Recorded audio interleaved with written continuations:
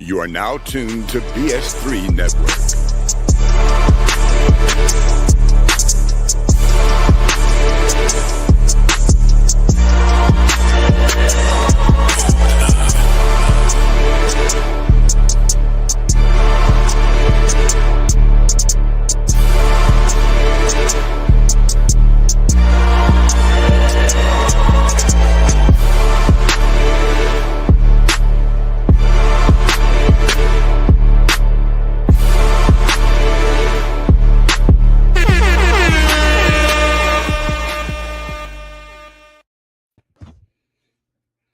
And we're back. The A team is in the building. Requested. They can't get enough of us. What can I say? What can we say? I mean, we in here, man. We in here, man. People often requested, never rejected. It's the gave the guys the night off, man. Yeah. Those other guys, we let them. Yeah. You know, we're tired of carrying that water anyway. So. Yeah, thank you, Alfred. You saw that today, huh? Yeah. Did you listen closely? Yeah. You said, Mr. Rob. Thank you, Rob. Yeah, exactly. I got that. I was like, yeah, buddy. Yeah, man. So with that being said, we're the Fourcast. It's just two of us. It's me and my man Mayhem in the Kitchen Thursday on BS3 Network. We're working on it slowly. It's in production. Yeah. In production. Today it's the Fourcast where we do movies from a unique perspective. Today we will be doing a story from the Bible.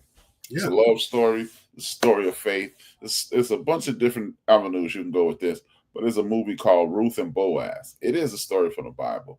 So it has a bunch of underlying messages. It is a situation to whereas you must keep faith, you must stay focused, you must. It is something that I talked about on my program today. It's a movie that we must continue to do everything we can to rely on the people around us instead of trying to handle it on our own. Yeah, it was a very interesting story. It's a Tyler Perry production. He took a different path on this one. I want to know what you thought, and what we're going to do is we're going to jump right into it with the initial thoughts. It's on you. Yeah, no, I thought it was.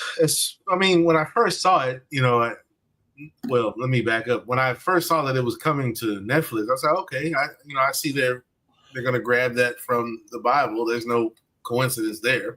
Mm-hmm. And, how close, or even if it's just kind of touch and go, but there were even some scripture quoted in this movie. So, yeah, I thought it was done pretty good for what it was. I mean, it even helped me with some of the acting that was going on. And I think Phylicia Rashad was like an anchor in this movie to a point. Because, she's got her acting chops, and we already know what she's well known for and done. And of course, I think she's done some poetry before, I think. Some open mic. But I actually thought it was done pretty well. I didn't really have any issues with it. I mean, you got to have if you're going to bring it in today's watching, you got to have your drama. You got to have your, somebody cheering you on. Somebody, I don't know if I'm sure about it. You'll be great at this. I thought it was done okay for what it was. I thought it was done good. I mean, I didn't have any really gripes about it. I think because when I watched it, I tried to watch it from the biblical sense, like what they were picking from and what they were trying to show you. Mm-hmm. I know the acting wasn't great, but it was like I was more focused on like how are they delivering the story, how are they bringing the story. So, and you know what, man? I'm glad you said that last part. It wasn't the greatest acting job.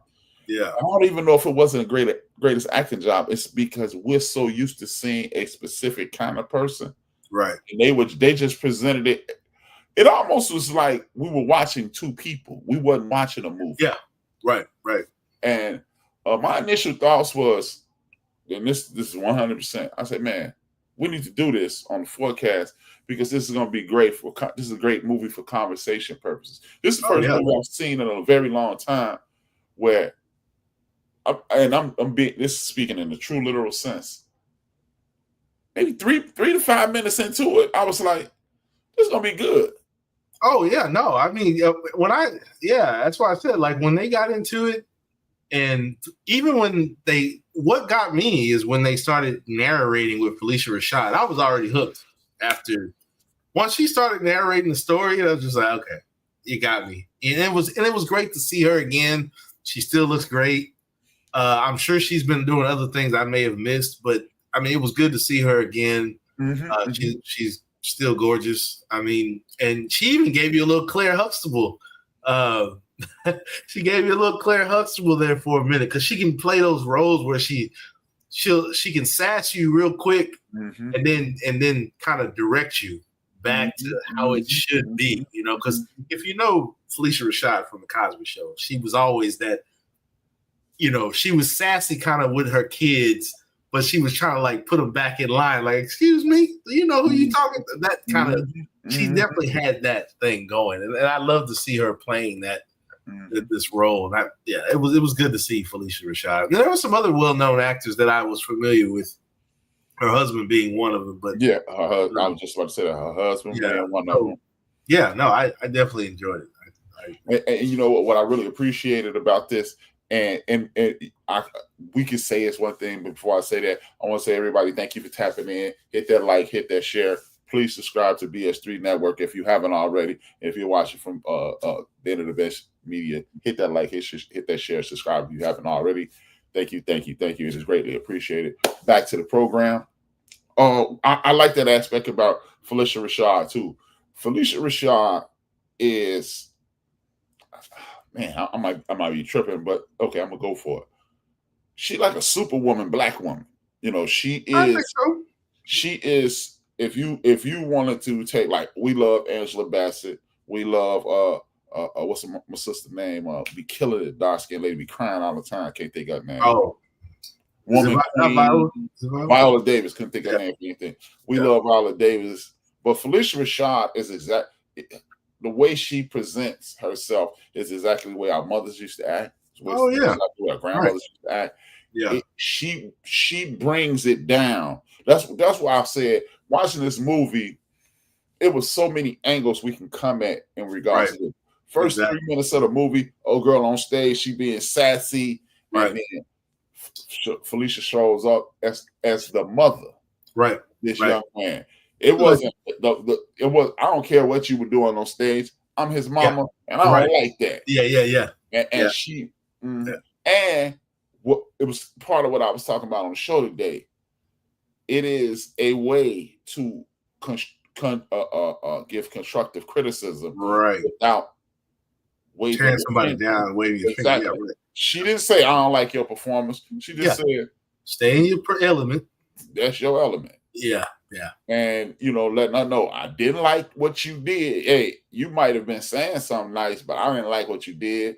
I see better for you. Right. You know what? I'm gonna leave without saying anything. Right. And that was something I mentioned about today with my grandmother, right? I got like 4 D's my first set of grades, my freshman year. She sat there and talked to me for 40 minutes. That's the first negative thing she ever said to me in my life. And I was like, I literally remember thinking, why didn't you just hit me, man? Because it would have been way better than hearing. I'm 14 years old. Like, she should beat me down. Because now I feel horrible. Here it is, 41 years later. I still remember it. So that's why I really appreciated this. It was so cultural, so spiritual, so real life. You know, of course, we're dealing with a movie, so it's going to be some instances whereas, I don't know about that, but absolutely. Movie. So this is what really made me enjoy it. First question the other night is, this is a Tyler Perry production. I think this is the first time we ever seen a movie that Tyler Perry did not direct. What are your thoughts on him not directing? And does that show growth? Or I think it was growth because he can take a step back and now he can be like Quentin Tarantino and start presenting movies. Mm-hmm. He can be like what's my guy?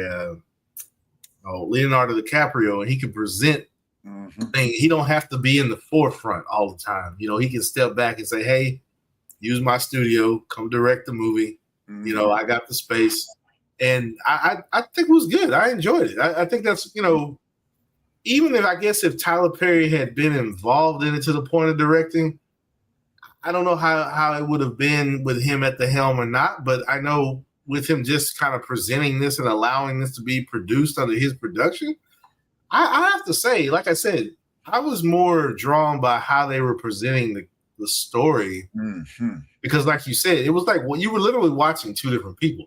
And if you read the Book of Ruth, it literally is, here's Naomi, here's Ruth, here's Boaz. You know, and it's kind of like they have this story in between, and it's kind of pulling them together. So I think they did that very well. I think they captured that pretty nicely. And like you said, I wasn't even really concerned about the acting being stellar. I was more drawn in by, like, I love the narration by, I forgot the name. I forgot the name already. Phylicia Rashad. Yeah. I like the narration. That's what really caught me, because it was just like, you know, it was one of those, it was giving you more insight to what was going on. So yeah, I enjoyed it. I thought it was done well that he had stepped back and allowed somebody else to direct and you know, adding people that and kept familiar faces. Some not so familiar, but you know, I thought it was nice. I thought it was a nice touch. Kind of step back a little bit. And you know what? I think he's finally settling into his success.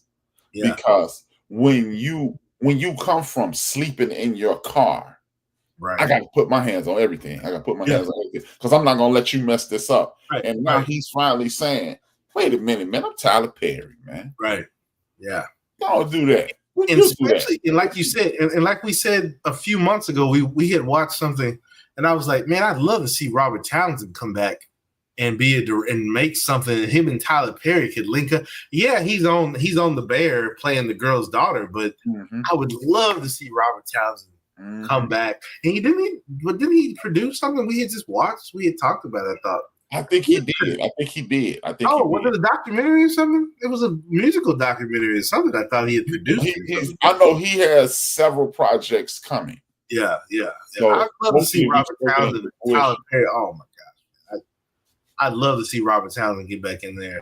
Him and Jordan Peele or something, like, work together or something. Ooh. I mean, something. I mean, gosh, man, it was just, we got too much in front of us that I don't know if it's it can't be egos. Maybe it's just the creative differences. I don't know what it is. I mean, even if he brought Mario Van Peebles back in, you know, I just would love to see that wheelhouse, or maybe they've written something and they, like, you know, maybe they've hit a stalwart and they can't, or what they call writer's block. Was Keisha? Maybe they hit a wall or something, you know, but I would just love to see those actors and let Tyler Perry just let them have the realm and just let them have the reins and just go, man. But, yeah. I mean, it's time, man. Especially in these tumultuous times, whereas, you know, that's what I don't understand what is going on at this point either. Maybe it is egos. Maybe it's I'm too proud to ask. Because look, let's just go back 40 years. No. I'm getting carried away. Let's go back 30 years. Yeah. Tim Reed did what Tyler Perry did 30 years ago. 30, exactly. And nobody has gone to Tim Reed Productions to do this, which is sad. Which is crazy. Sad. Yeah. And, you know, hopefully, maybe people can go to Tyler Perry and Tim Reed, because this is an opportunity. How do you think Tyler Perry and John Singleton would have linked up? It would have been insane. I believe it would have been insane. I think it would have been crazy. The thought of it would have been super dope. I think it would have been crazy. Yeah. And then you got Spike Lee still hanging around. It's like, you know, you still got this tree of knowledge and all these black directors, and even I may mess her name with Ava DuVall. Is it Ava? Ava DuVernay. Ava DuVernay. I mean, Misha Green, Ava DuVernay. Oh my gosh. There's no reason why black creators shouldn't be beaten down the door so by much. Terry. Yeah, it's just so much there, man. It's just like, God. Because at first it was like, oh, we're getting tired of the South Central. We're getting tired of the boys in the hood. We're getting tired. Okay, then we're going to flip it. We're going to give you Love and Basketball. We're going to give you The Best Man. We're going to give you Save Us from Eva and all that. It's like, okay, you getting like, then which one do you want? But then we kind of slipped back in with Training Day. And it was just like, it's just like, okay. So man, I don't know. It's time. It's time. It is definitely time for us to start using each other instead of constantly complaining. Because we need to. It should be. We already got it. We already got it. Who owns? I'm curious, and I will say this: we rag about Tubi and we joke about Tubi. Tubi may have some trash on it, but they have a lot of black content. Who owns Tubi? You don't even want to know. But it's garbage, though. But no. Like, let me tell you. Who owns who? Rupert Murdoch. Oh, Fox. The guy from Fox. Oh my! And then he owns. Didn't he buy the? No, he didn't buy it, but didn't he move to the Washington Post or something like that?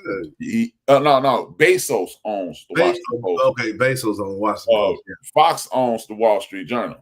That's right. That's right. Wall Street Journal. That's right. Here's the thing. This is a deal in the works right now, right? This is sad, even though we're way off topic now. But it's a deal in the works for the dude who owns Paramount to buy TikTok. So that means the third richest dude in the world will own Facebook and Instagram. The second richest dude in the world will own TikTok. X, aka that's right. Yeah. The richest dude in the world will own Paramount, and they will own TikTok. Oh Lord, you talk about MAGA world. Yeah, anyway, but it goes right into what you were just saying, tying it right back into what we were saying with these black creators. Instead of hoping and wishing and praying, here's our opportunity to start downloading that app called Mansa. Yeah. And then go to Tyler Perry Studios, and we avert. Because I think Tyler Perry. I think Tyler Perry's got enough pull behind him that he could take on. What is this? You the man. What is this? That he could take on Hollywood. He could take on because hey, Will Smith is still a hot commodity, even though he's not a part of the Actors Guild or a part of the Academy. It's like he's still gonna make his money. He's still gonna make his money. He's like, hey, y'all don't get it. I don't get it, man. I don't. It seems like we break our back to do everything we can to ensure that other people get it, and we waiting on them. I mean, they need to give us. I used this line today on my show, stating that us saying Hollywood needs to give us money, us saying people need to give us jobs, us saying they need to help us is literally equivalent to a rape victim turning to the rapist saying, hey, won't you make me feel good?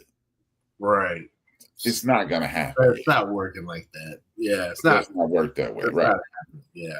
I did what I did to make sure you felt like trash.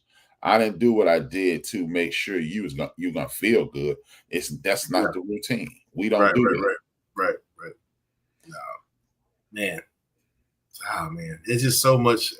I think it's just it just blows my mind in the what if, because if Tyler Perry Studios is taking off like it is, the people that can walk through those doors and use that facility and make some movies. I mean, even if they touched on back in the day where we had black exploitation movies, even if they did that kind of thing, and I guess that's kind of what Tubi is, but from a higher, I guess a higher backing, you could do it at Tyler Perry Studios. It's like, I mean, they could challenge Hollywood at that point. And hell, he might get a letter in the mail. Hey man, cease and desist, man. Yeah. Breaks might go out like Teddy P. No, man, come on. Yeah. That's what I'm saying, man. But it is about that time, man. It's about that time for us to, because look, clearly he has some type of agreement with Netflix, right? Oh, absolutely. Absolutely. He should be put. If Adam Sandler can do it, if Chris Rock and Dave Chappelle can do it, if all the other people can do it, you hit it right on the head. I didn't think about this. So you just mentioned it. Him and Netflix have been putting some stuff out together slowly, and his content is on Netflix, even the old stuff. Mm-hmm. So it's like, and if Netflix, if he already knows, man, he's like that Spike Lee probably. I know that's probably big, that's huge accolades, but I mean, he could be, if he's gonna be that black corner of Netflix. I mean, because even with I have to say, I've been watching some African movies, and I don't know who these people are, but apparently they've been around for a minute. But I'll be watching them, whether they good or they not. It's like, hey, keep that in my algorithm. You know, I want to learn. I don't know. Yeah. You know, I don't know. It's a joint on there called Sankofa. Check it out. Real good. It's real good. I'm gonna check it out. I'm gonna check it out. But back to the story. Back to the story. This, like you said, we get fed. I'm touch on something that you touched on a second ago. You mentioned that we sick of the South Centrals, and we sick of the Boys in the Hoods, and we sick of all these movies that's just urban is all get out with no substance, all style and all flash, right? What I appreciated about this was they immediately got into somebody who was like, enough of the ambulance, enough of the chasing of the bag. Yeah. How about I just do me? Yeah. And sure, a lot of people, I'm not going to do that. But you know what, man? Yeah. I'm tired of people saying we should do this because that's what's hot. Right. At some point, we have to do something because that's, which ties into our next week's promo. It's a program called 1971. It's on Apple TV. Check that out.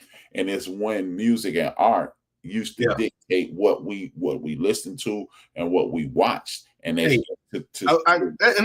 what I've been saying. And I know that's another conversation at another time. But that 1971, I haven't watched it yet. But just your comments on it, that's what blows my mind when we try to allow the Republicans to take the word woke and twist it when you know damn well you got Bob Dylan on your playlist. You got a jazz artist on your play. You in the poetry. You in the comic books. I mean, the X-Men is the most wokest group out there. It's like, let me see. It's like, let me see your playlist. What kind of art you into? What kind of music you listen to? Because I guarantee you, any artist is going to tell you, well, you know, I was inspired by this person. Well, that person is very woke. I mean, Nina Simone has a comment right now talking about the art. The artist's work is an embodiment of in a society that's alive and living. Mm-hmm. Your art has to represent what surrounds you. Mm-hmm. And if my art is not representing that, I can go off and do something over here and cover a song. But at the end of the day, the music that I've written, the music that's brand new, Sly Stone, that music is awareness music, especially in the 70s. The 60s and 70s, especially. Like, what you talking about woke, man? Like, it's like, stop for a minute. But you're trying to weaponize that and make that look corny. I mean, so it's just all those things where it's just like, okay, stop. You know, it's like these things are happening.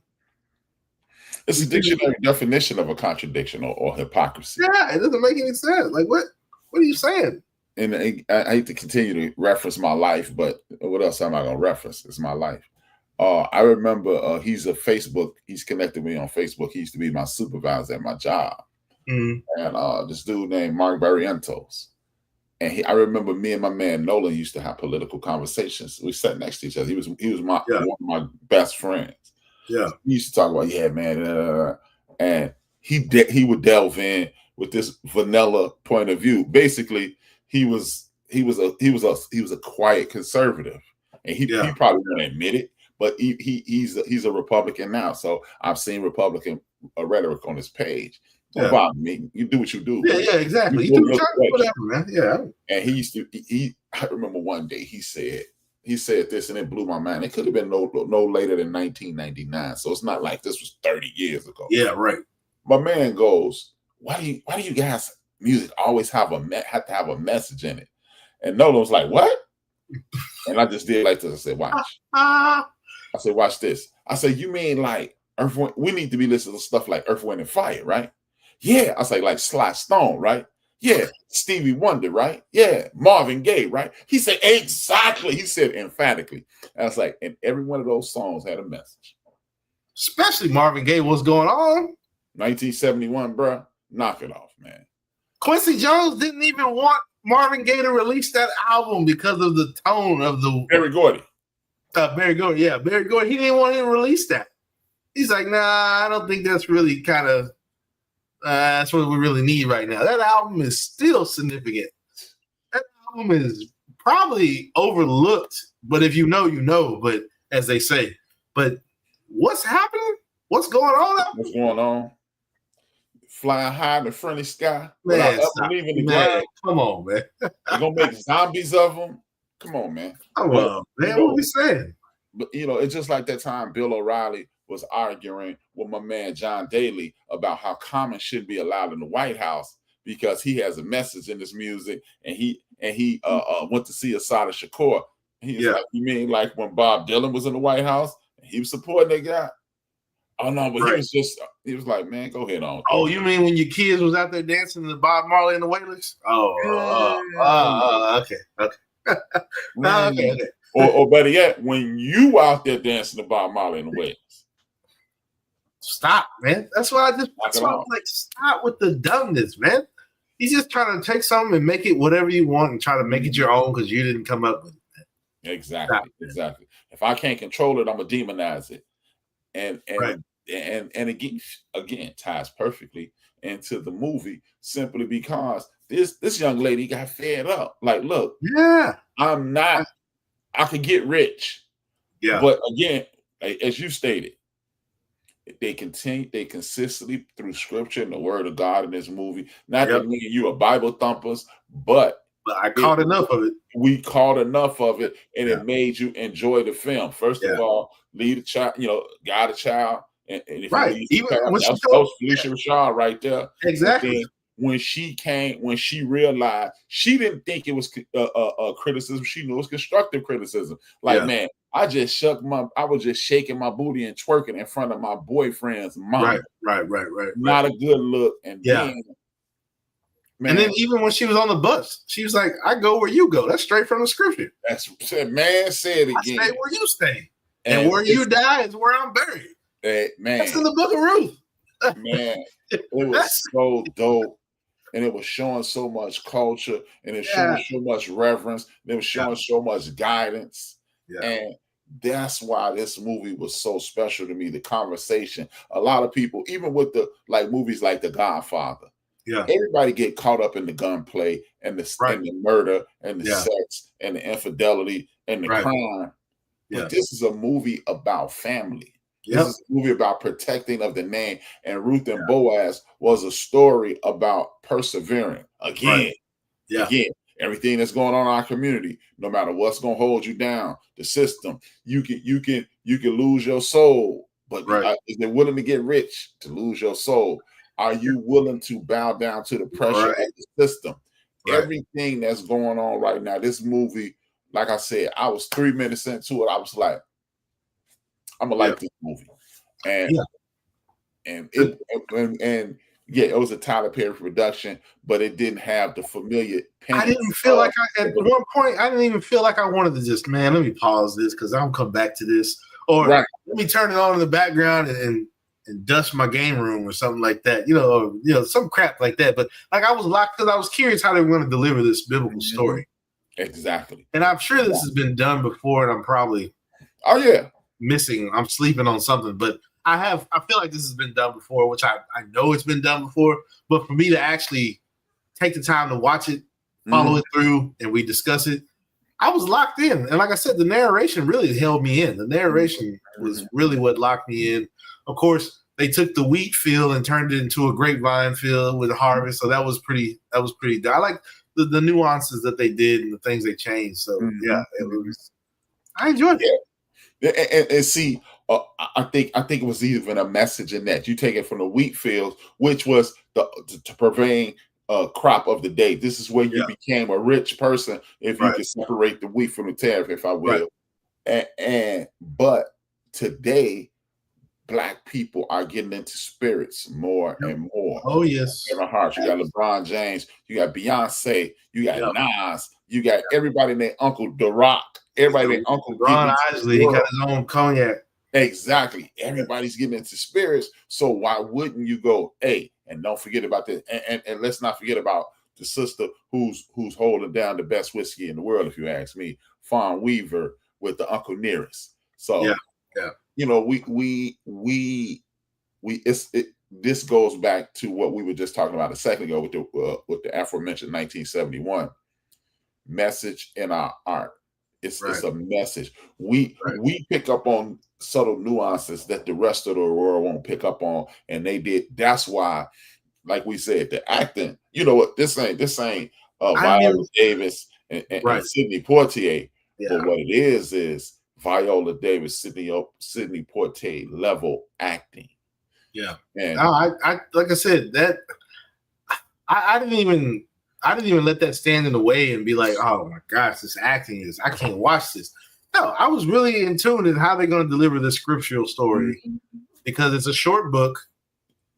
It's a very short book. So the fact that you got 90 minutes out of it, man, it's amazing. It's amazing.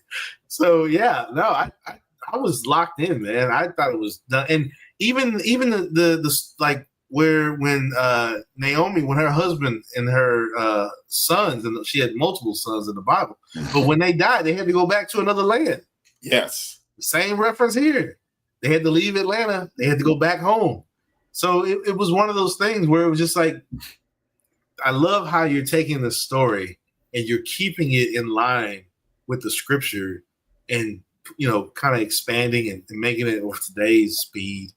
And I think it makes sense because, like, even though the Bible still fits in today's society, it is fit in every century, in every society, and how you present it. So this story is definitely, I feel like, in that kind of vein where it's just like, how can I bring this story in today's society? How can I know some things might look a little cheesy, a little corny, whatever, but I wasn't even worried about that. But like you said, man, this was a situation to whereas I would say the director made the story so compelling. He brought you in from such an angle. He brought you in from the Phylicia angle. He brought you in from the Ruth angle. Brought you in from the Boaz angle. Even included the negative person, the dude who was an exploitive person. What I truly liked about this movie, and I've never seen this, and you tell me if you've seen it in the movie before, even though her friend felt as if she was robbing her of an opportunity, her friend still supported her in this. It attacked the culture from so many angles. Look, my friend is costing me potentially $1 million. I'm eating damn ramen noodles, and she leaves to do what she feels she needs to do, and I still support her. I think it's the movie we just recently watched with was it Keke Palmer? Oh yeah. It was some of that I forgot the name of it. One of those days. One of those days. Yeah, I think it was one of those days. I think it's been there throughout cinema, but that's the most recent I can remember. Because even though she was kind of like, oh, I don't know. She was like, but you're good at this. This is what you do. Like, what do you mean you can't do this? No. But no. That's the supportive friend. But when have you ever seen a supportive friend whose dreams could be crushed by supporting my friend? If I support my friend, I lose my opportunity. Right. Now, because then you're gonna be envious of that. So I want to say it's probably been. I don't think there's. I've never seen it. Not even in Purple Rain. Right. Like, no, man. Yeah. Not even because Prince don't want to hear your music, man. Exactly. Like, hey, especially Purple Rain.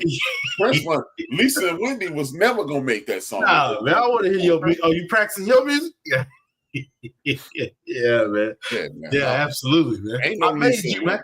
Yeah, no, not like that. I don't think so. Not even in Hell, not even in Cooley High. I'm telling you, man, I've never seen it. I don't think so. And that's something. Those phone calls, because I was definitely waiting on that text to come. Well, I had to tell him, girl. Yeah. I was waiting. I was whole movie.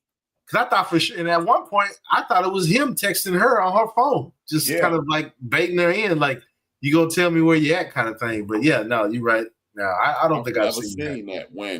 I don't think I've seen that.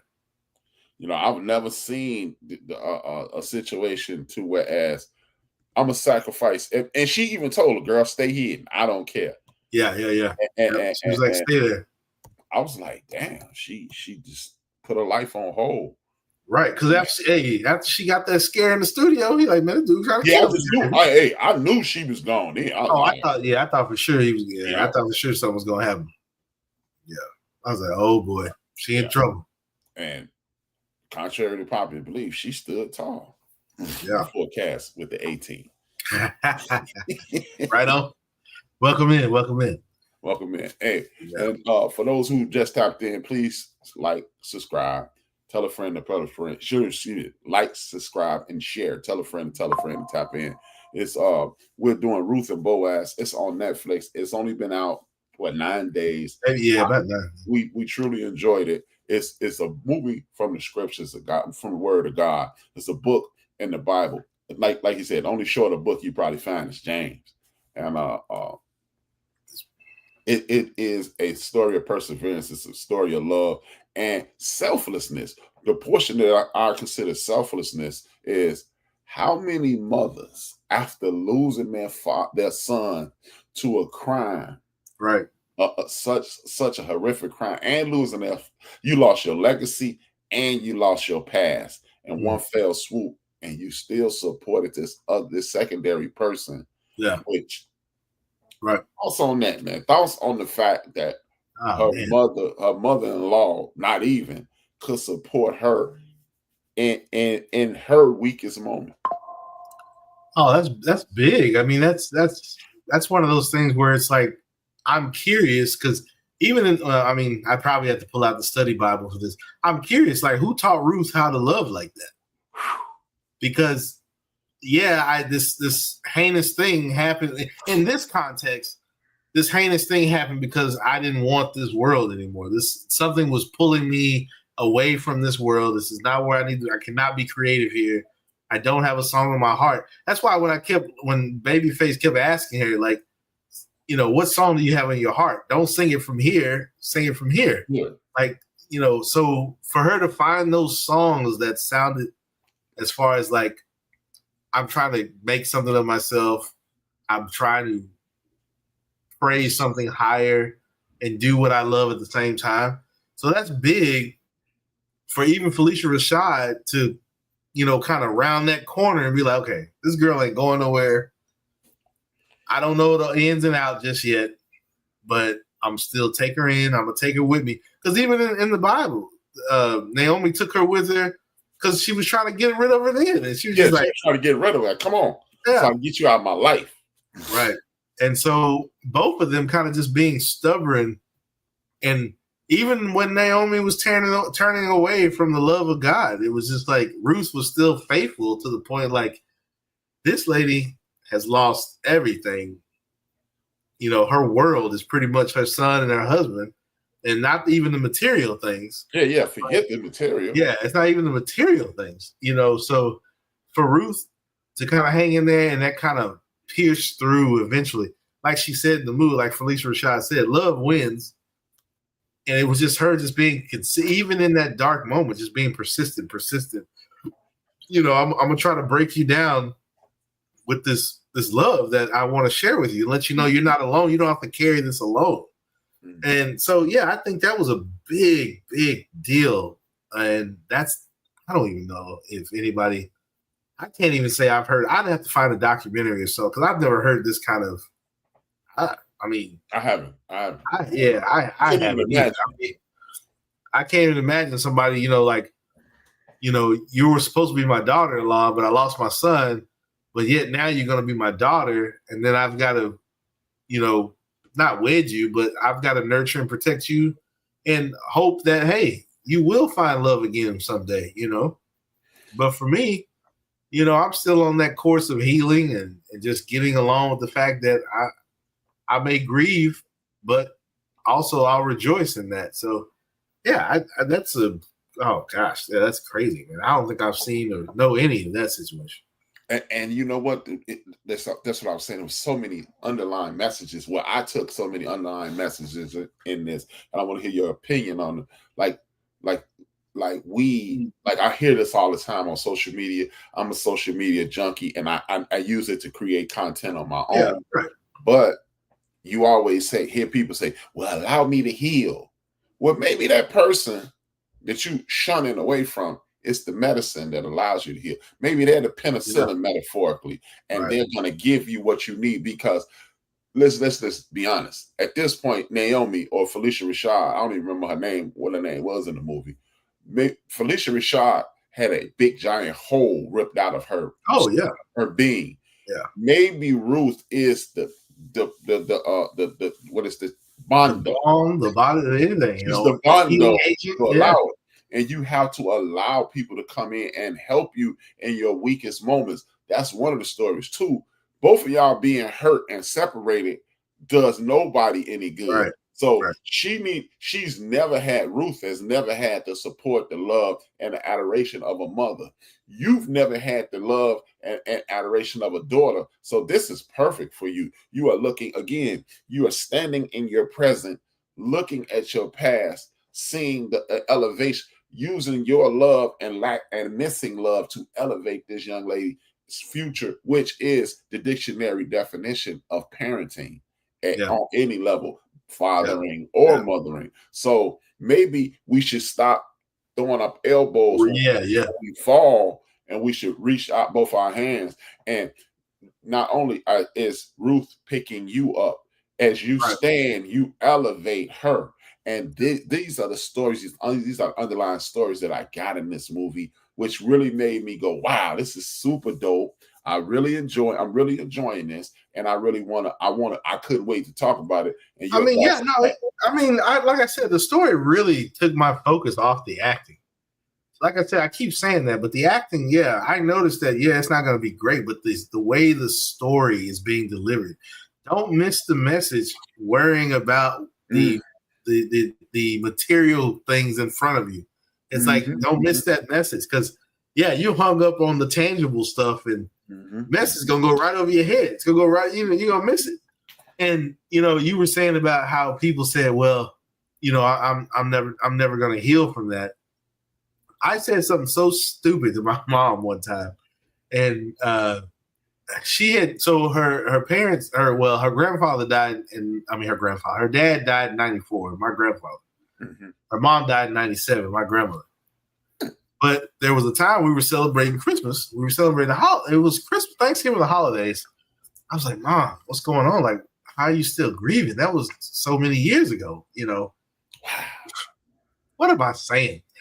I don't think it was more so just in my head. It was just like, I'm not trying to be insensitive, but I want my mom, like, it's the holidays. We're supposed to remember those that we love. But holiday depression is a real thing, man. And especially when you lost your grandmother, or my grandmother, her mom, you lost her 3 days before Thanksgiving. And then in 1994, you lose your dad December the 10th, some weeks before Christmas. And it's just one of those things where, it's like you eventually will bounce back, but you don't truly bounce back, because there's a scar that is going to still. It's like one of those. It's almost like I use this comic book reference. It's a scar that will be rebruised again or damaged, but then it's got to re-heal again. But it definitely is susceptible to being re-injured again and then healing again. It's almost like you just never will get past that, because a part of that is that biological makeup of you is missing. Watch this, Wilkes. I'm finna trip you out. Ironically, like your grandparents died like 3 or 4 years apart. My grandparents died 3 or 4 years apart. Oh, wow. Last Tuesday was the 15th anniversary of my mother passing. Oh, wow. It gets deeper. 10 months before my mother passed, we were sick. She was at the hospital getting a transfusion. And I had a family member come in and they were talking about my mother's mother, my grandmother. Yeah, right. Oh, wow. I can't believe, it's been 30 years since my grandmother passed at this point. Like, wow, I'm still tripping, blah, blah, blah, blah, blah, blah, blah, blah. And my niece, whose birthday was yesterday, ironically, it's kind of tying all in. Yeah. She was like, who are they talking about? I was like, grandma's mom. She's like, well, why ain't grandma sad? And everybody left, and it just left me and my mom. She said, Brian, I'm not giving up this fight with cancer, but I want you to think about this. I said, what's up? She said, you will never get over your mother dying. She said, if I lose this fight, you'll never get over your mother dying. It just gets easier every day. She said, I'm still suffering like day one today, but it's easier for me to deal with. And watch this, Wilkes. So you telling your story, and I'm listening. I'm going, yeah, it sounds like what my mother said. You were being insensitive, like with my mother's story. Yeah. Look, that was the same day that me and my mother had the end of the bench conversation. Right now, fast forward 15 years, you telling this story. Guess when my daughter's birthday is? 3 days before my mother's birthday, the first day of end of the bench, and December 10th. Come on, man. How about that? That's crazy, man. That's insane, man. And those are the things that's like, it can't be coincidences. They can't be coincidences. They cannot be coincidences. Like, there's something there that is beyond our finite minds of thinking and trying to understand. So, yeah, man.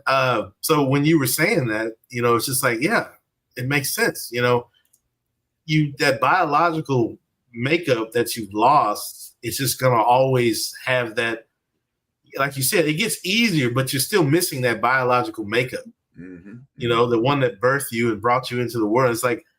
It's almost like the that DNA makeup is missing. It's there, but it's like it's not really there. But yeah. I mean, and to affirm what you're saying, last week Tuesday was the 15th anniversary. I literally watched my mom take her last breath, and it was the first time I was ever missing something. It was like, I was unsettled that whole day. And like you said, like she said, and like you just affirmed, it's not a sad, it's me.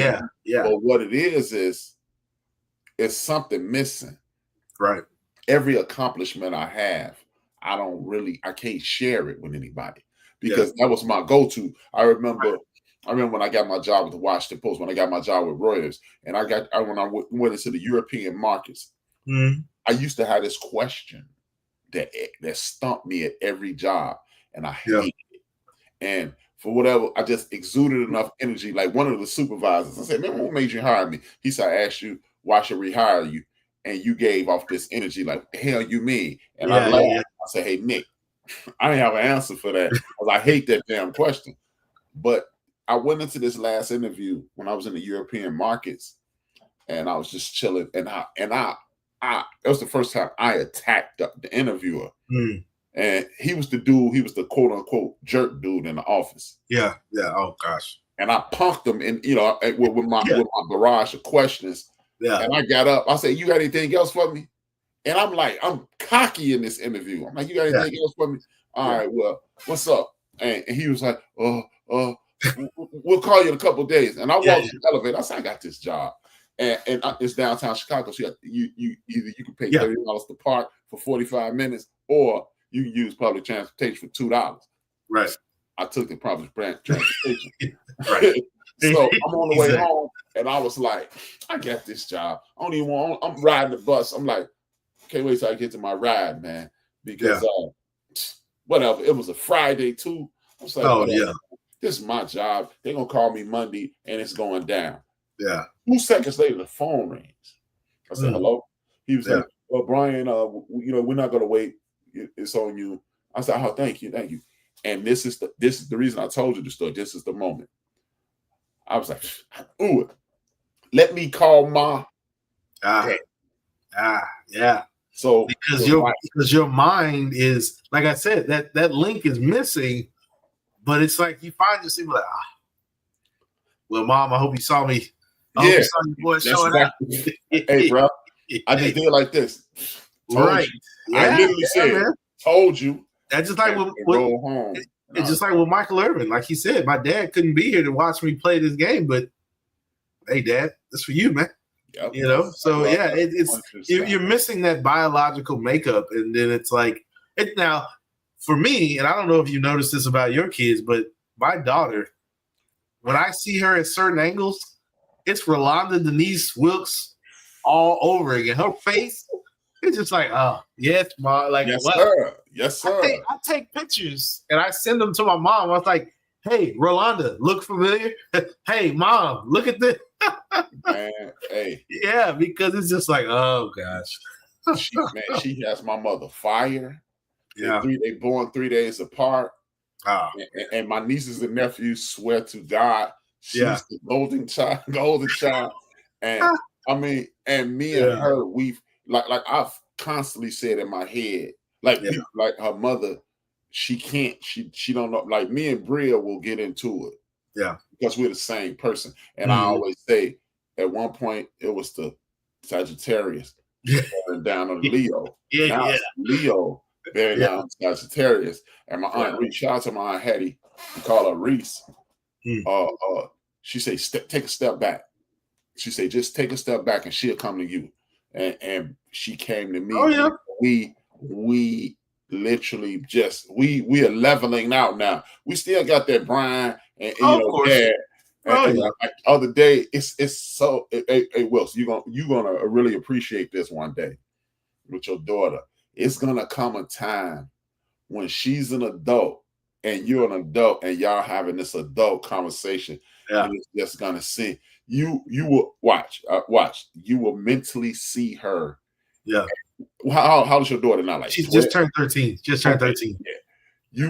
You will see her about 9 for the rest of your life. It's this one period in your life you will always see her. Yeah. And then like the other day we were talking and she's like, I'm 9 again, right? I was like, yeah, pretty much. Hey, it's just like my son. My son's 21. And to this day, he texted me earlier. And I've said this in the past on the show. My son is still finding those things that I've told him. And my grandmother's always said this, you may not get it right now. I may not be here to see you get it. But you're going to remember my voice or you're going to remember this moment. It's going to come to pass and I may not be here to see it. My son to this day will text me, oh, Dad, I see now what you were talking about. Yeah, Dad. brother. Yeah, man. Because I'm not going to tell you anything that's not going to benefit you. And that's kind of like back to Ruth and Boaz. It's like Naomi's not going to tell Ruth anything that she's not going to benefit. Even Boaz got to a point in this movie where he's like, maybe I was sent to you for a reason. And that's why I came up with that penicillin thing. Yeah. We continue to push people away from us that can truly be beneficial. And then we go, we've allowed American culture to tell us how to heal. No, you heal with people. To quote the great Kwame Ture, this is the only experience on the planet, meaning human beings, that you need others to advance. Absolutely. You cannot be the best David Wilkes by yourself. I cannot be the best Brian Williams by myself. We're not gonna make it that way. I need David. You're not Wilkes. structured like that. Brian Williams. You're not structured like that. Yeah, and that's and what I think that's the emote of the 12 disciples. I think that's the foundation of the 12 disciples. You're gonna need each other when I'm not here. Y'all are gonna have to write these things though you see them, and you're gonna have to grow and bounce off each other. When you get in times of trouble, I'll give you the mediator, the Holy Spirit, but you 12 disciples, you 12 followers, you're going to need each other. That's what Jesus was, when he was with John the Baptist. He's like, hey, but I'm not worthy enough to baptize the Son of God. It's like, that's not what I need you for. I knew you were going there. I will teach you to be even greater than me. I don't need you for that. Hello, Moses. I just need you to be a mouthpiece. I don't care if you don't speak well. Yeah, man. And that's what's truly missing in the world today, that we have people who this I speak about this all the time, this rugged individualism thing, because the people at the top, they realize in the event that we ever see through this veil that they've put across our eyes, oh, absolutely, they're in trouble. Game over. It's caving away at that point. It's giving in at that point. It's caving away. It's literally under their feet. It's decaying because you've kept them, like you said, you just kept that veil so long that I told my coworker, I told her, this was probably 2 weeks ago. I was like, man, I even thought about this as a kid because we always had these like, man, what would you do if you had a superpower? I was like, oh, I already know. My superpower would be clarity. My superpower would be clarity because it's one of those things where it's like you have to see it from, and like you said with this movie, it's got underlining in between the lines information. Whether you accept it or not, it still exists. It's there. Mm-hmm. Now, you don't have to receive that clarity, but just think, hey, whoa, wow, that's another way to look at that. I didn't get that at first. Okay, let me back up. But yeah, that superpower of clarity would be my thing, man. I'm gonna have to think about that, man. That would be my thing, man. About that for the rest of the show. Hopefully, I'll have an answer for you by the end of the program. And another speaking of, I'm gonna piggyback off your underlying message thing. How about this? They also showed you who created country western music in this movie. Yeah, they did. Slid it in. Hey, let's not forget this our music too. Yeah, exactly. Get up there and sing it and kill it. Thank you. Exactly. I know. I love that. I did catch that, and it was the theme throughout the movie. Because yes, I mean, again, because I like I told my wife today. I mentioned this yesterday and today. It's like some of the issues we're having now is because some white people are just so scared to hear that you just don't exist in this line of history. It doesn't mean you're not a part of it, but you have to understand where the creation has come from and why you have what you have. It's just, it's like, and it's okay. It's like, but like we said before, just leave us alone, man. If you're that mad, leave me alone. Hey, man. But then when I do break off, now you're coming to take it. Now, which one is it? So it's like, so that's why I was saying, going back to that word woke, it was just like, that's not even why we were using that. We were using that to make sure we saw the wickets and the wilds of the world coming at us, so we could be, hey, watch that. So yeah, it was definitely one of those things where it's like today they're trying to weaponize it and make it seem like, oh, they're flooding into the country. Oh, they're taking this. Oh, they're taking. But nobody's not. Hey, look, I want to go my way. You go your way. Okay. I don't want no problems, man. I don't want no problems.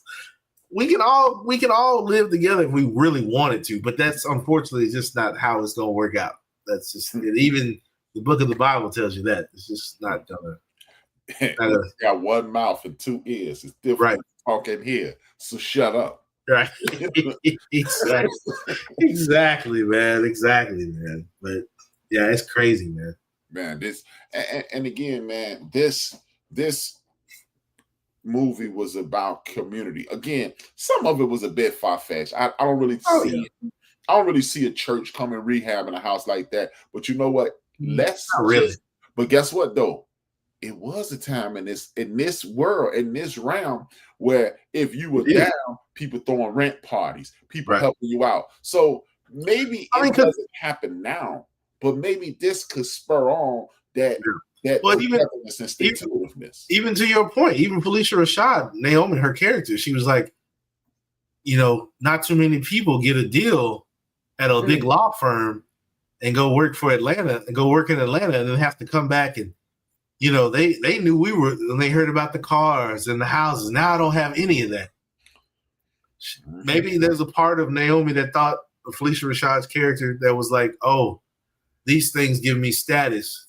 Look where I've come from. But to me, the way they put it in the movie, they didn't care about that. We saw, hey, we heard you lost. We heard you come back. He even quoted, hey, when one of your own come home, we have to rejoice. See? The prodigal son, hello. Hey, man, I literally opened my mouth to say the prodigal son. That's what we're missing. I am a firm believer, and you've heard me say it on the show. We need to migrate south. The Black community. If we don't migrate south, like we need to do, like I listened with such endearing ears when you told us about the family hayrides and the hold down your family ass, man. My stuff, man. Those memories are always with me. I mean, even with me losing my cousin a few months ago, but just going back to Terrell, which is like 15 minutes up the way. Mm-hmm. I saw cousins that, hey, we fell off the back of those hayrides. We were there for the fish fries after the sun was going down. We done had the barbecues on our land, and because our family reunions were 3-day events. See, Friday night, you had a little talent show. You don't know who in your family got a little talent. So we would rent a lodge in downtown Terrell and have a talent show. And we would have food then. People would, because it was like a potluck. Then on Saturday, sometimes we got a room down there, or if we didn't, we drove back to Dallas. We packed up the car. We went back to Terrell. Oh, man, we had my cousin Albert was out there 5 o'clock in the morning smoking briskets. I mean, we ate good on our land. We had a good time. And, of course, the cousin. Hold it. Say that again. Hold it. Say what you said right after we ate good. Where? On our own land. On our own property. Again, man. We on our own land. That's that land in Terrell, Texas, man. Our own property. To the fact that we had a what's the word I'm looking for? Not a council, but we had people that were, I guess you could say, like a treasury. We had people, because the families that were mixed up or in line for that inheritance, we were like, hey, we're all asking y'all to pitch in, blah, blah, blah, because so we can have these things and continue these things. We got to the point where we had created a basketball court. We had got to the point where we finally got like we had paved the picnic area. Mm-hmm. And now, of course, those things have come and gone, and we have somebody else doing it now. But those things will always be with me growing up. I remember those meetings and having those meetings and collecting the money for the taxes on the land because they got to get paid. But it's in our family. That's our land, And so those things are. I mean, and then Sunday we all fellowship at the family church. If I get back there, and I might have it on my phone. I may have to send it to you. There's a marble placard on the side of the church. And these people were sharecroppers and they were slaves, but they built this church. And they were still, matter of fact, there's a name on there right now. I have to ask my mom. She taught my grandmother, this gentleman taught my grandmother how to pick cotton at the age of like 9 or maybe 8. So to have that lineage and that history and to look back on that and see those names engraved in that marble on the side of the church, the family church, it's still a small little church. It's still there. But we even have a family cemetery that we have. Oh, man. You took me right back to my Uncle Willie's funeral in '99 in Tuskegee, Alabama. And I was like, man, we got to love. We got a cemetery. Yeah, no, I mean, those things I'm so glad I would do it. Knowing the outcome, I would do it again. The sickness that was involved, the cancer, the deaths, the tragic deaths, the untimely death, I'd do it again in a heartbeat because those memories are always etched, upon my heart and in my mind. It's just like, man, this is what made me. So even going to my cousin's funeral, it was just good to see my cousin. Now, of course, we say, I know the circumstances aren't great, but then again, I mean, it doesn't take away. Yeah, it doesn't take away from those memories that were made. Exactly. Down in that Caliche Rock, man, that dirt road, man. Yeah, man. Yeah. And again, everything you just said ties right into this movie. Look, this man went away, was successful, and he had to come back to his family land to nurture other people in the town because he was keeping that town alive with that winery. Yeah, and like you said, Black people, Black culture.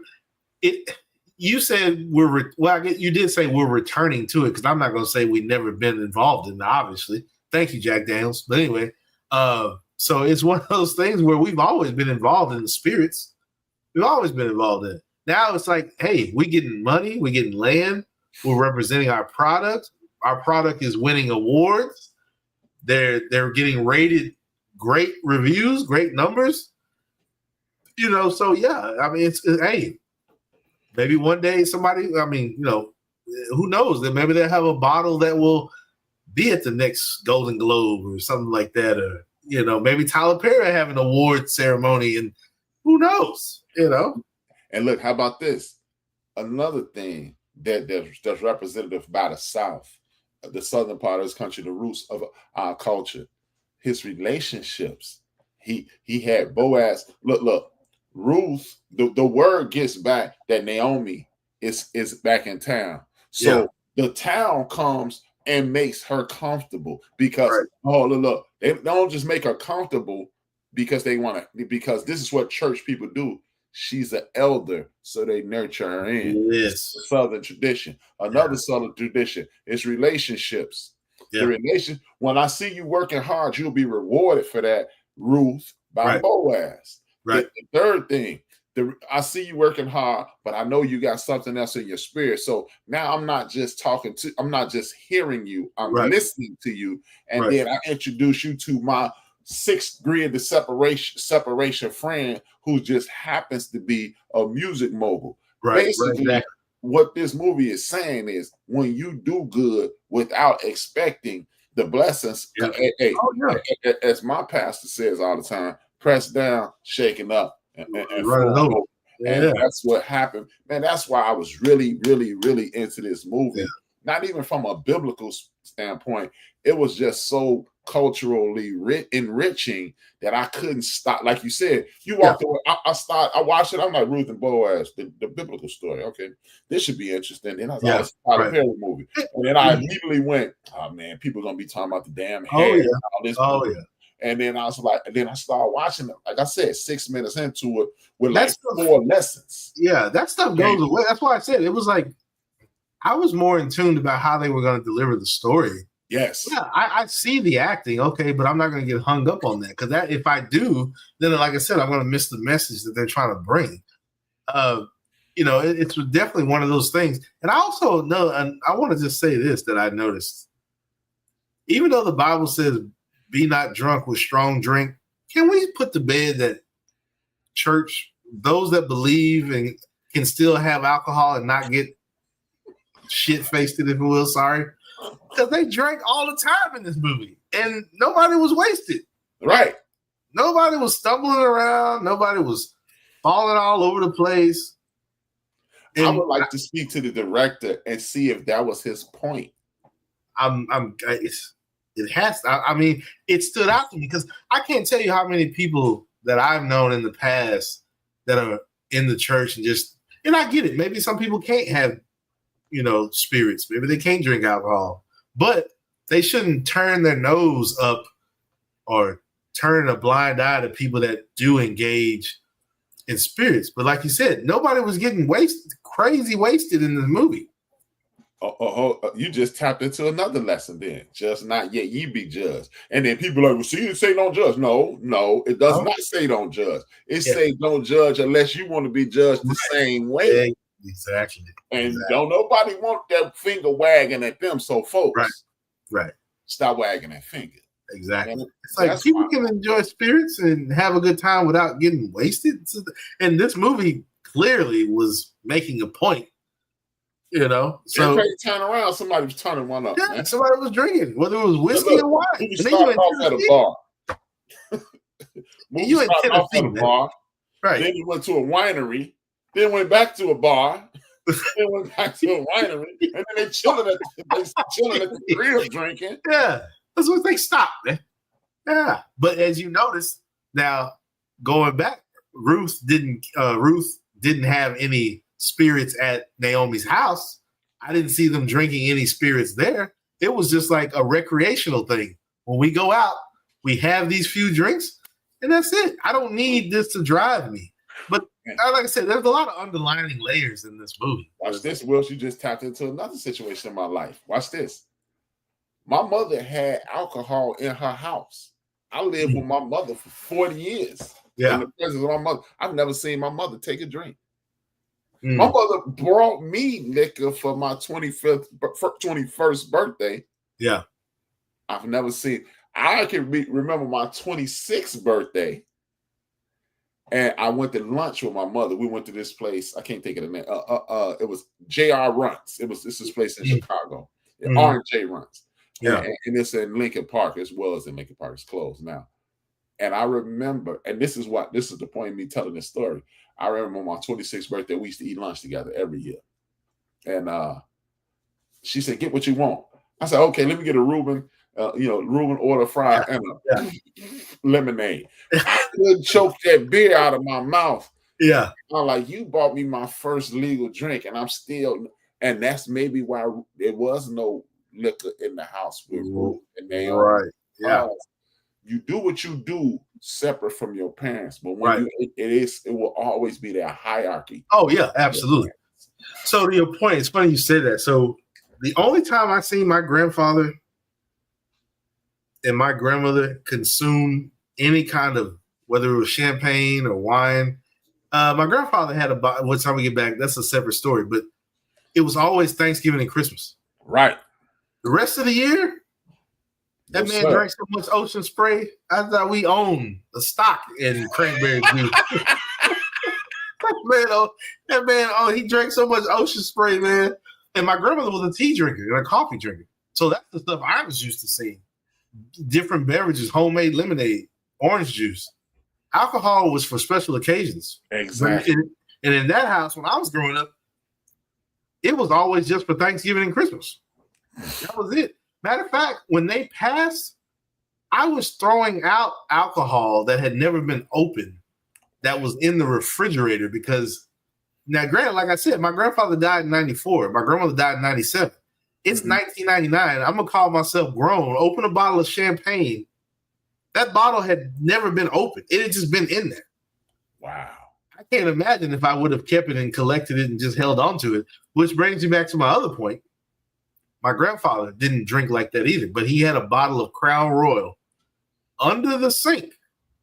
You know what that label said on that Crown Royal? And it looked like it had only been opened and taken a shot out of one time. That bottle said 1967.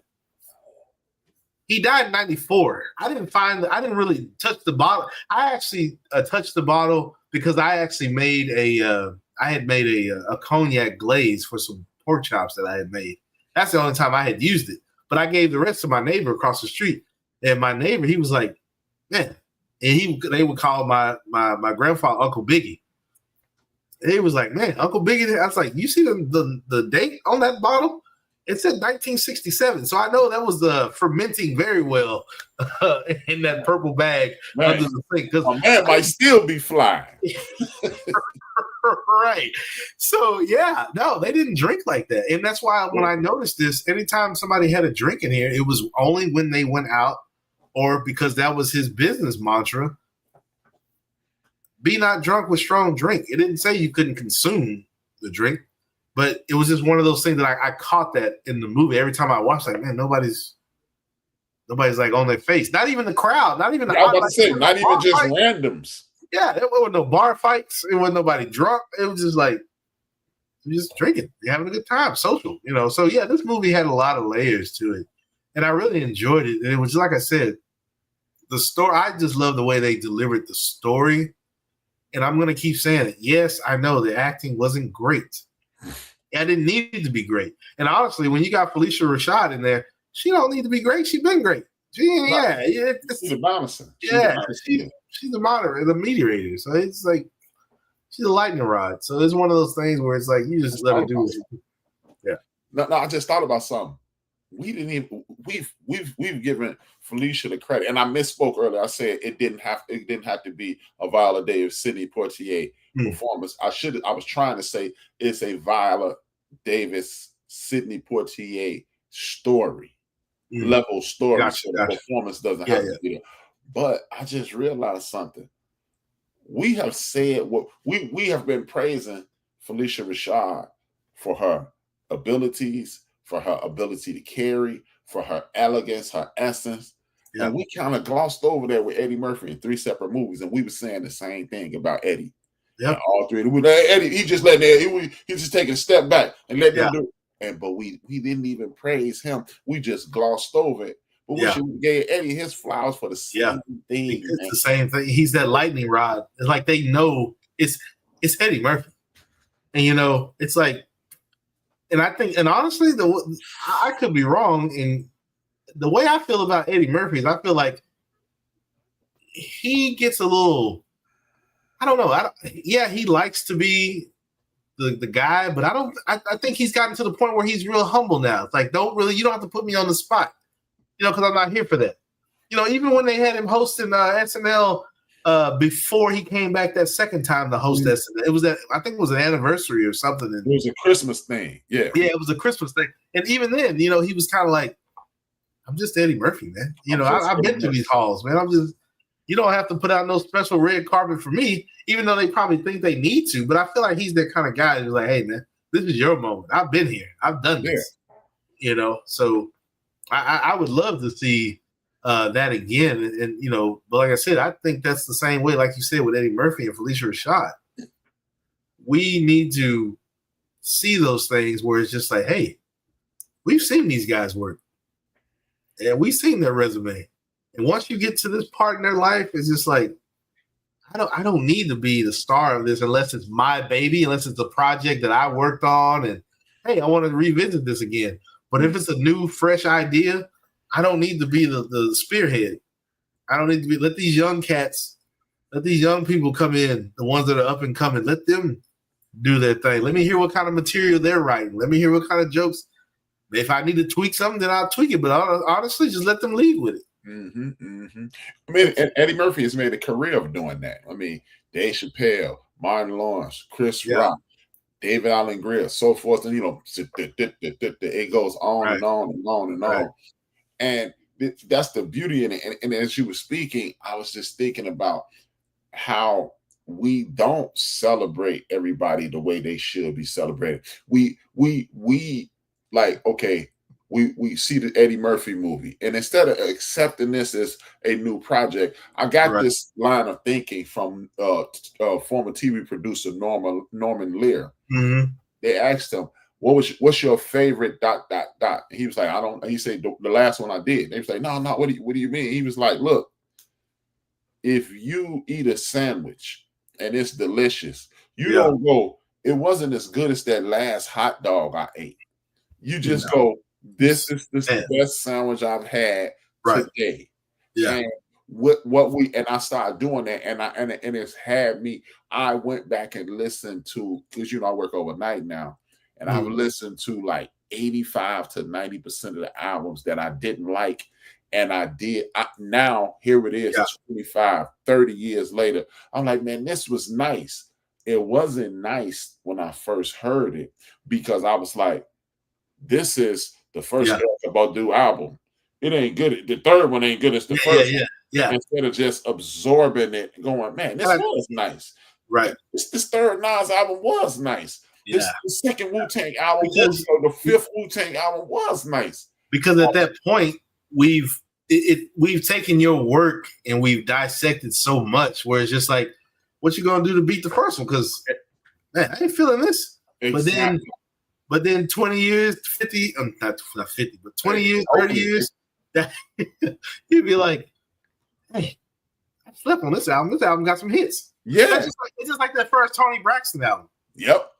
That first Tony Braxton album got so many hits on it. I thought those were 2-3 different albums. Yes. And cassettes at that time. But anyway, I was just like, this whole joint is hot. Yes. I was like, there's a plethora of songs on this. Because my mom had this. I remember my mom bought the cassette. But I remember listening to Tony Braxton, just hearing her on the radio, and then like listening to watching Boomerang and hearing her in the background. I'm thinking, oh, what album is? No, it's the same album. It's the same album. Got all these hits. Anita Baker's first album was the same one. Yeah. Was it Rapture? Rapture. Yeah. I was like, I was like, I thought these were from like multiple Oh, it was just nonstop, and that's why we've cheated ourselves because we want it to be that good. But to quote Fonte for Little Brother, he was like, "Man, I like this album, man. I'm really enjoying it, but it's a little different." He said, "Because it's supposed to be. It's supposed to be." Yeah, you can't stay the same and really because you're gonna be predictable at that point. Watch you go. Yeah, nah, you got to come with something different. And you're gonna complain about that, right? Being predictable. Exactly. Shout out to De La Soul for just going the total different direction than De La Soul is dead. Yeah. Because it forced you to listen and appreciate them versus what you expected. And I should have learned in that moment, seeing how that's one of my favorite groups. But it took me 25 years after hearing that, appreciating both of them, and then going, okay. What? And I'm telling you, that's what this movie taught you. This movie is not just a love story. The love story is literally equivalent to the violence in The Godfather. Yeah, you knew Ruth was going to end up with Boaz. Right. You knew Phylicia was going to eventually find out. But the plot twist was, I knew the whole time. Yeah. That's why I brought you in. You didn't come to save me. You came for me to save you. Exactly. The bonus was, right. If you love somebody, you cannot love somebody else without loving yourself. Right. So to love yourself, you embrace this. Okay, feel like I said, you filling in this void. Yeah. But I didn't realize you were filling in the void. I thought I was covering you, but you really filled in the void, and you gave me something I never had, a daughter. Right. Yeah. Because I love myself so much, I couldn't help but love you. Man, this story was dope. Yeah, it was done well. Life was laid out, companionship, loyalty with the friend. I'm tired of eating ramen noodles at one point, but I ain't gonna let you get killed because I'm tired of eating ramen noodles. Right. I lost everything. I lost my life. I lost my status. I lost my husband. I lost my child. But that does not stop me from loving you. Yep. I mean, dude, there was so much in this movie, man. Shout out to Tyler Perry. She even said, I was cooking for you. Yeah, the movie was done very well. It was done. Great movie. Yeah, it was a great movie. Great movie. It was done well. I enjoyed it. I mean, like I said, the way they delivered that story, that was what really captivated me. Like, how are you going to deliver this? I mean, even when I saw the thumbnail and it wasn't even out yet, I was just like, oh, Ruth and Boaz. Right. Can you say contemporary, I guess? Contemporary kind of twist? Yeah. That's exactly what it was. A contemporary. It's contemporary kind of twist. And I was just like, oh, it worked out. I mean, I didn't have any bones to pick about it because, like I said, if I did, I would have missed the true story or the meaning, of today. And that's what we do far too many times, man. We get so caught up in trying to make something that, the old adage, you so busy looking at the forest. I mean, looking at the trees, you miss the forest. You missed the forest. Yep. You can't see the forest because of the trees. Now, with that being said, we're going to give y'all a preview. I just pulled it up. We're going to give you a preview of next week's film. If you have Apple TV or if you know someone on Apple TV, please grab hold to it because I believe this is going to be something special in regards to television and watching movies and a documentary because it's going to help us see through what we're seeing through right now. The 70s filled with war. Corrupt president, a regime not doing for the people. And this is how a lot of people got through that. I'm going to play this and then we'll be back shortly. We are the 18 with the forecast because those other dudes, they are. This new revolution coming, it was an anticipation of the idea that everything would go wrong, but that music would prevail. 1971, I don't think the music was a reflection of the times as much as the music also caused the times. It was an incredibly tumultuous year. Politically, socially, musically. I think the music reflects the state of the society's in. All these bands were making music referring to protests and the Vietnam War. That was our language. I would like to say something that hasn't been said so much, 1971 was a year of revolutionary consciousness. We were fueled by this amazing music that everyone was making. It was articulating everything you're seeing and feeling. We have survived everything that's gone down and come out strong.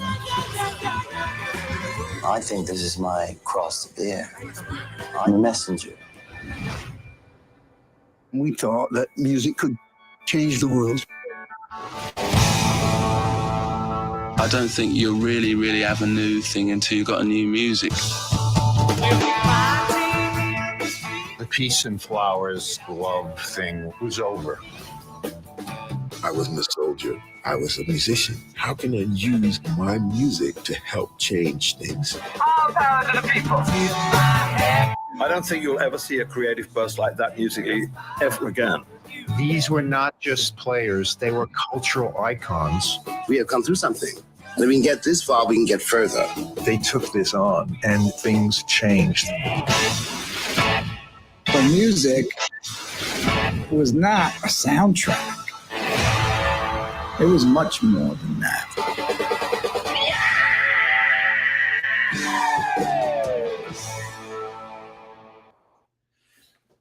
And that's what we're doing next week.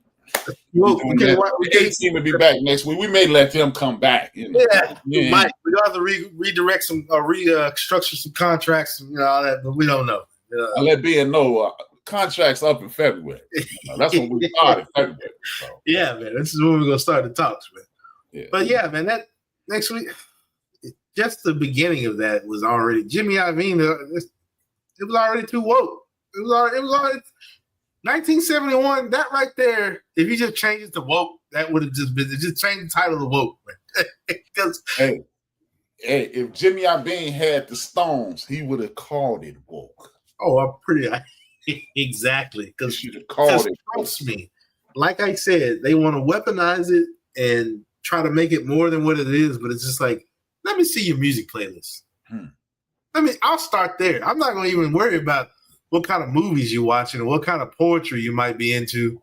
Let me see your playlist. Yep. Let me see your playlist. And to affirm what you're speaking about, we can go back to the 1989 movie "Do the Right Thing."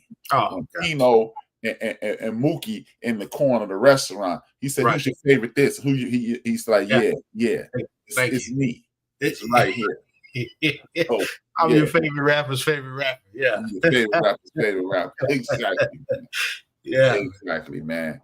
But with that being said, we're gonna go with our traditional ending with the other team's ending. Let me see where it is. Man, I need some glasses so bad it's ridiculous, dog. It's tough out here, man. Your boy out here winging it. I didn't like what earlier when Keisha came on. I didn't even know that was her. I couldn't even read her name. My eyes so jacked up. And the funny thing is, the later in the day it gets, the worse my eyes get. You think it's like eye strain, man? Yeah, that's exactly what it is. And then I don't get no damn rest. So yeah. Here go to Mike's ratings and final thoughts. My final thoughts. Once again, I was really I was curious because, like I said, when I saw the thumbnail, I wasn't sure what they were kind of getting at, how they were going to do it. The narration really caught me instantly. Like I was already hooked on that, and how they twisted it. You know, he's a wine grower. He's a grape grower. He's trying to be a wine enthusiast. Well, he is a wine enthusiast. Trying to keep that in the family. I enjoyed it. I don't know, man. I guess I got to give it a 5, man. I got to give it a 5. It's just done really well, and how we even got off topic because it was done. I don't think we ever. I disagree. I don't think we ever. I think I misspoke. I don't think it was really off topic because I think it just opened layers and opened doors to other avenues. So yeah, I give it a 5. I think it was done very well.